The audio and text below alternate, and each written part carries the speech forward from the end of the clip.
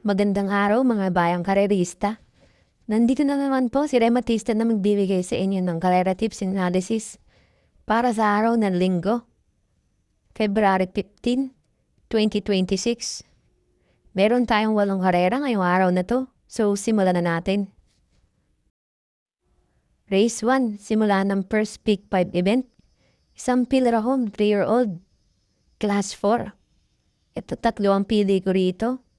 Entry number 2, 3, and 5. Pero ang first choice ko rito itong numero 3 na si Brown Tiger. Nasasakyan ni Pati Dilema. Ito isang debanderang kabayo at matulin nga to. Na-tercero to dun kay Isabel at Black Eagle. Pero tingin ko rito, mukhang walang lulit siya sa kabayo na to kaya baka makabuto rito. Second choice ko naman itong numero 5 Cunningham. Nasasakyan ni Jomeres Torque. Ito, siya yung may pinakamagandang preba rito. Madaling to na nakaraan, medyo nabitin lang. Baka dito, may raos na to dito dahil maganda yung pwesto niya. At third choice ko na rin itong numero 3 na si Black Eagle. Sasakyan ni Albert Serios. Ito meron din tong 125.2 sa 1400. Segunda to dun sa magaling na kabayong si Isabel. Tingin ko silang tatlo na rin na magalaban-laban dito kaya kayo na lang bahalang dumiskarte mga bayang karerista. So first choice ko numero 3, Brown Tiger. Second choice numero 5, Cunningham. At third choice numero 2, Black Eagle.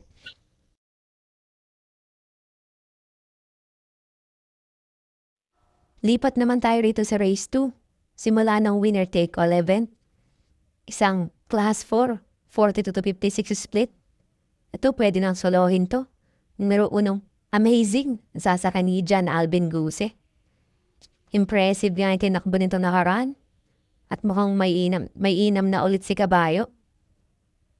Pero kung magbibigay ako ng pangsuporta dito, itong numero 4 at numero 3 na si Bahandi at Carried Away. Pero pwede nang pang solo tong Amazing dahil sa ganda ng tinakbo niya nakaraan. So, solo na ako dito. Numero 1, Amazing.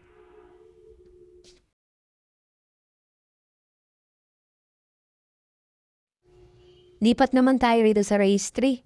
Simula ng pick 6 event. Isang class 5, 17 to 41 split. Ang pampremero ko rito itong numero 5, Ladybug Red, sasakyan ni JT Sarate. Ito ngayon na lang ulit tatakbo to. Pero na mga last na takbo nito, medyo mainam tong kabayo na to. Isang dibanderang kabayo at siya ngayon may pinakamagandang preba dito na 127 flat sa 1400. Tingin ko ito na rin ang malyalyamado rito.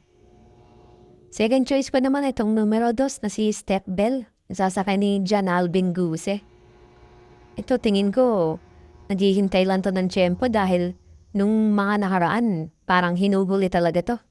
Pero dito baka makipagunahan to dahil baka ikabit na ang connection sa race 2.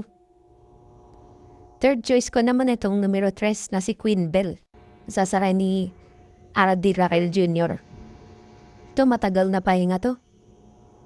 First time nito tong tatakbo dito sa PJC track. Baka may inam pa rin tong babae na to.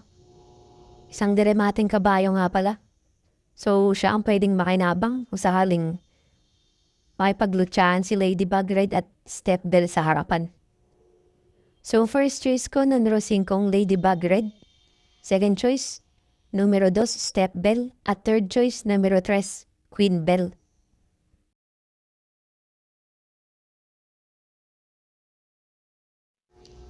Dito naman tayo sa race 4. Simula ng second pick 5 event. Isang class 4, 42 to 56 split. Ang pamprimera ko rito, baka lusot na ulit to. Numero 1, Donya Chichay. Sasakay ni Jigger Paano. Ito, mukhang nagkakaproblema na naman ulit pero ang gaganda ng tinakbo nito nakaraan dahil galing to sa ilang beses na panalo.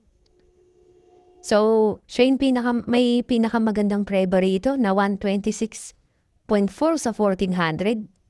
Isang debanderang kabayo at wala nga akong nakikitang ibang mas matulin sa kanya dito.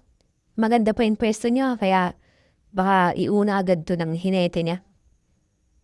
Second choice ko naman itong kababalik lang din na numero 2 na si Queen Ella sasakay ni OP Cortez. Ito, isang diremating kabayo at malakas nga itong rumemate dahil bago rin ito magpahinga, nagpapanalo to na dihado dun sa Metro Turf. First time din ito tumakbo rito sa PJC Track. Baka may inam pa rin tong kabayo na to. Third choice ko naman itong numero 5, Instant Notice, sasakay ni Paul Refe. Ito, alam nga nating mahilig sa dihado to. Tong kabayo, pati na rin yung hinete. Dahil lahat nga ng panalo nito galing sa dihado. Baka salida lang to ng maayos. Baka makabulaga to rito. So first choice ko numero 1, Doña Chichay. Second choice numero 2, Queen Ella. At third choice numero 5, Instant Notice.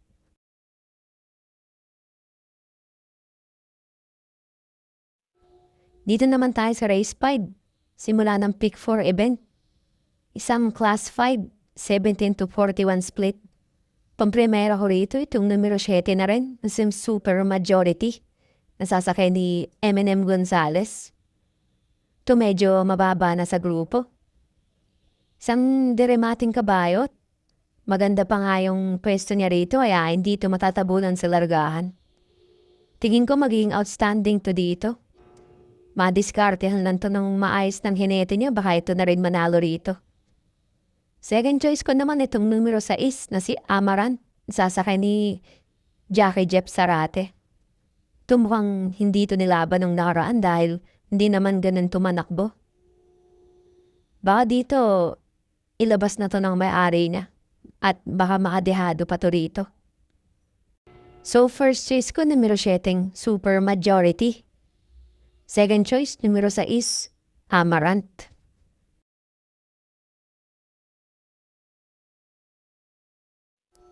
Dito naman tayo sa race 6. Huling extra double para sa araw ng linggo. Isang class 3, 57 to 70 split. Ang pampremera ko rito itong numero 8, Catral, sasakay ni Paul Refe. Ito galing to sa sunod-sunod na panalo at puro impressive nga yung tinakbo niya dahil puro 124 ang preba neto. Change jockey ngayon to. Susubukang sakyan ni Paul Refe. Dating si Pabs Cabalejo ang sumasakay. Isang diremating kabayo at maganda pa nga yung pwesto niya rito kaya hindi to matatabunan sa largahan. At kahit medyo maiwan to, malakas tong rumemate. Second choice ko naman itong galing sa panalo na numero 4. Na si Justifiably So, sasakay ni Ardi Raquel Jr. Ito nung nakaraan, maganda yung tinakbo nito. Nanalo to nung last run niya. Isang diremating kabayo. Dito medyo nasa gitna yung pwesto niya kaya kailangan makasali doon ng maayos. Baka makakuha pa ulit to ng panalo rito. So first choice ko numero 8, Catral. Second choice, numero 4, Justifiably So.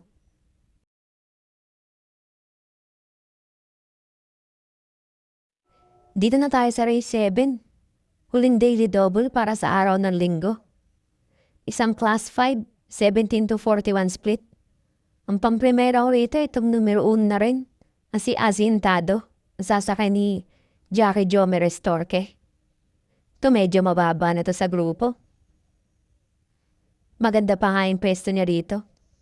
Isang diremating kabayo at gamay na rin to ng regular jockey niyang si Jome Restorque.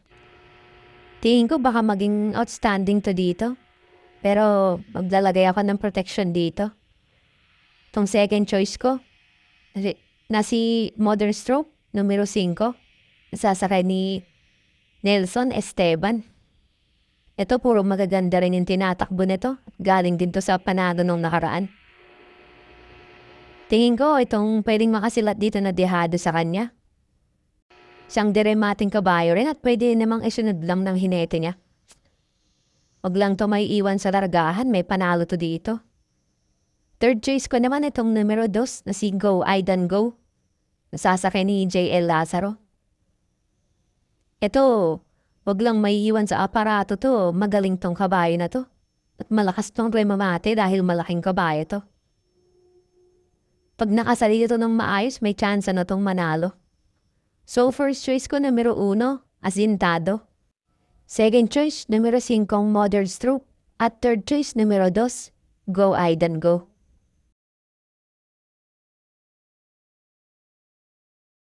Dito na tayo sa race 8. Huling race para sa araw ng linggo at para tingin na ng winner take all. Isang class 4, 42-56 split. Ito solo o rito. Numero 7, Street Swag. Sasakay ni Eminem Gonzalez. Ito masyado nang mababa sa grupo. Talagang mainam to. Talagang nagkakaroon lang ng problema tong kabayo na to. Doon sa mga takbo ng mga magagaling na imported. Nakaraan na tersera na to. So, dito tingin ko magiging outstanding to at wala akong nakikitang pwedeng tumalo sa kanya.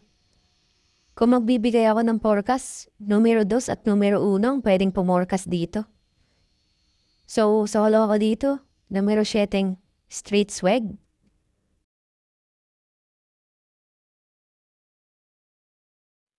So, doon nagtatapos ang ating karera tips and analysis ngayong araw ng linggo.